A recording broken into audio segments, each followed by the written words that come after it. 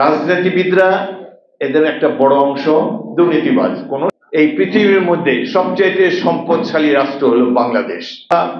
আমাদের পার capital income কম। 5ই আগস্টের আগ পর্যন্ত আমরা একটা দরিদ্র জাতি ছিলাম, কিন্তু 5ই আগস্টের পরে আমার মনে হচ্ছে এই পৃথিবীর মধ্যে সবচেয়ে সম্পদশালী রাষ্ট্র হলো বাংলাদেশ। তার কারণ আমাদের মানব সম্পদ আছে, এমনই মানব সম্পদ যারা নিরস্ত্র হয়েও হেলিকপ্টার গানশিপের বিরুদ্ধে ট্যাঙ্কের এপিসির সামনে বুক পেতে দিয়ে যুদ্ধ করতে পারে। 71 সালে যুদ্ধ করেছিলাম যে ছাত্রদেরকে নিয়ে, তাদের হাতে অস্ত্র ছিল, কিন্তু এবার যে ছাত্র যুবকেরা রাজপথে ছিল তারা ছিল নিরস্ত্র, কিন্তু কি সাফল্যের সাথে, কি অসীম সাহসিকতার সাথে তারা মোকাবেলা করেছে এই ট্যাঙ্ক বাহিনী, হেলিকপ্টার বাহিনী আর এই আধুনিক মারণাস্ত্রধারী পুলিশ বাহিনীর বিরুদ্ধে।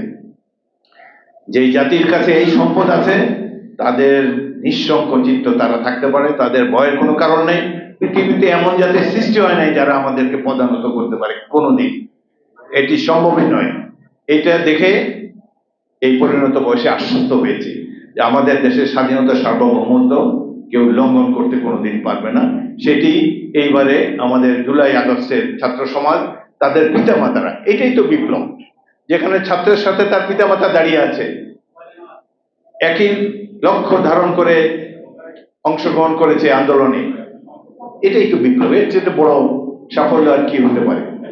এখন আশা করব যে এই বিপ্লবের পর বা অভ্যুত্থানের পর যেই উপদেষ্টা পরিষদ গঠিত হয়েছে তারা যেন আগের সরকারগুলোর মতো বিহেভ না করেন। কারো কারো কথা শুনে মনে হয় যে তারা 10 বছর থাকতে এসেছেন। তারা যত রকম সংস্কার প্রয়োজন বাংলাদেশে, যেগুলো হাসানুজ্জামান সাহেব করেছেন, সব সংস্কার শেষ করে যদি 10, 15, 20 বছর লাগে তারপরে যাবে। তারা বাংলাদেশের সাধারণ মানুষকে হয়তো ধারণা করেছেন যে এদের তো পিএইচডি ডিগ্রি নাই, এরা কিভাবে রাষ্ট্রকে ভালোভাবে সংস্কার করবে, তারা কিভাবে এই যে রাষ্ট্রবিজ্ঞানের বইতে যেসব কথা লেখা আছে যে একটি রাষ্ট্রের স্তম্ভ আইনসভা, বিচার বিভাগ, নির্বাহী বিভাগ আলাদা থাকতে হবে, ইন্ডিপেন্ডেন্ট থাকতে হবে, এত কিছু তো সাধারণ মানুষ বুঝে না। সুতরাং এইসব সংস্কার আমাদের করে দিতে হবে। আরে ভাই, বাংলাদেশে মানুষ সব বুঝে, গিভ দেম এ চান্স, তার সুযোগ দেন তাদেরকে। রাজনীতিবিদরা এদের একটা বড় অংশ দুর্নীতিবাজ, কোনো সন্দেহ নাই, কিন্তু কয়েকটা নির্বাচন হলে পরিস্থিতি হয়ে যাবে, তারা ছাত্রীর মতো দুর্বৃত্তরা বেরিয়ে যাবে, খাঁটি মানুষরা সামনে উঠে আসবে।